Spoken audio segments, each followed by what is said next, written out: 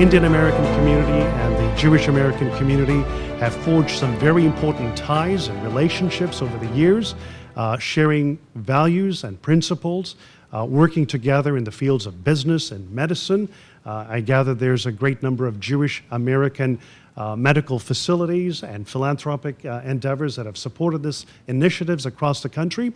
And we were introduced to a wonderful partner by the name of Joseph Brodecki. He is the principal partner of the Washington, D.C. based Bernstein Global Wealth Management Group and a former board member of the Jewish Federation of Greater Washington. He also served on the board of directors as a presidential appointee that was formerly with the U.S. Holocaust Museum and its governing board. And so we're delighted to have Joseph with us to share about the importance of synergy, the partnerships that we can build in, to affirm our enduring principles in doing good here in America and in different parts of the world. Joseph, the floor is yours, sir.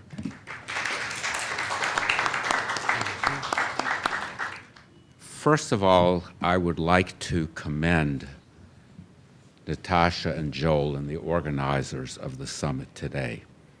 It's so wonderful that you're looking at the relationship between India and the U.S., and you're broadening the conversation and the dialogue beyond the halls of government. I think that's very important and very commendable.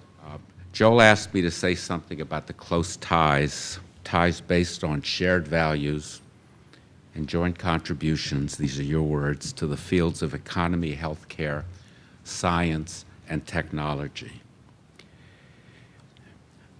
Part of the strength of that relationship comes from the ancient history of the Jews in India.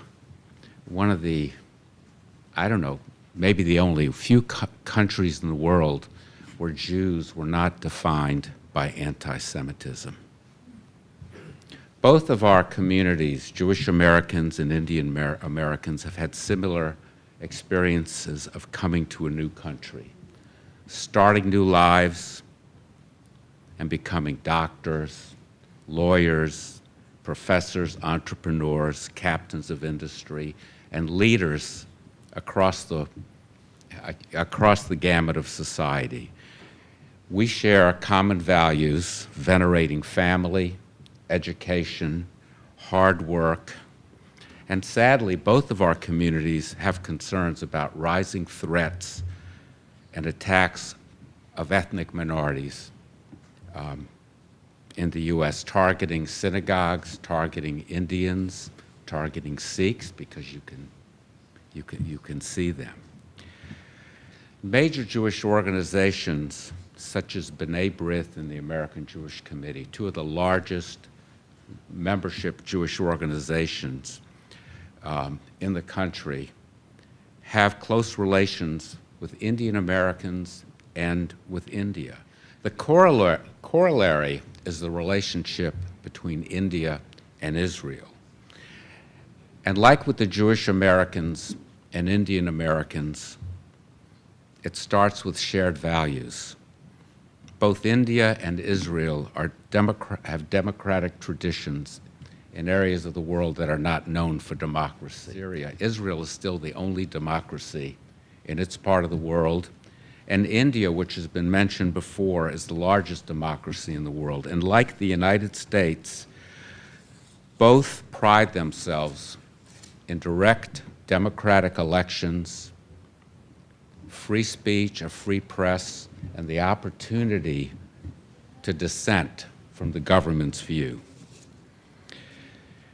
The India-Israel relationship strengthening has actually been good for American Jews as well. If you think about it, why are such a large country and such a teeny country, why are they so important to each other? When Israel Prime Minister Bibi Netanyahu traveled to India officially for the first time in 2018, he didn't go alone. He brought with him about 140 CEOs of Israeli companies who went there to find opportunities in this large market and to get partnerships. And they did, and they do. 6 months earlier, Prime Minister Modi had become the first Indian prime minister to visit the Jewish state. He expressed affection for Israel and highlighted the remarkable advancement of both countries since India established diplomatic relations at the ambassador level with Israel in 1992.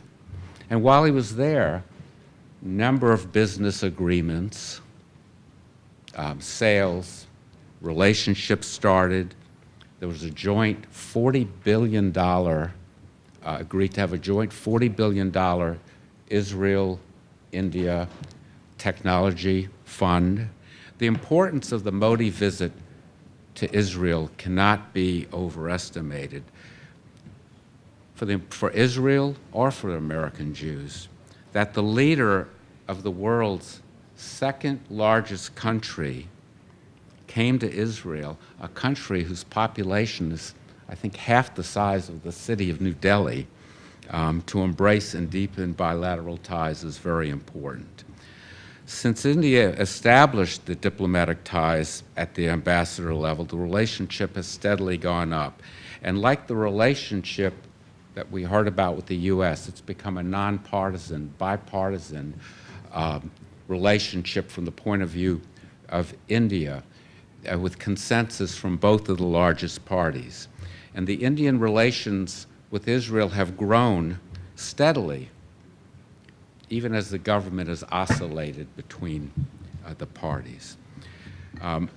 Israel and India work together in a number of areas. How to apply technology to solve life's basic problems: food, water, agriculture, energy, healthcare. You know, both of these countries came from very difficult partitions done from the outside. Both of them started off very poor. Both of them had to develop things within the countries.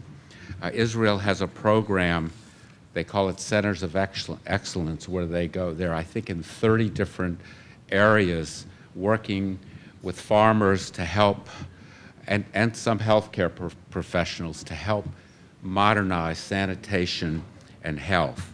There have been joint ventures between Indian and Israeli companies, particularly in the area of healthcare, but also in areas such as cybersecurity.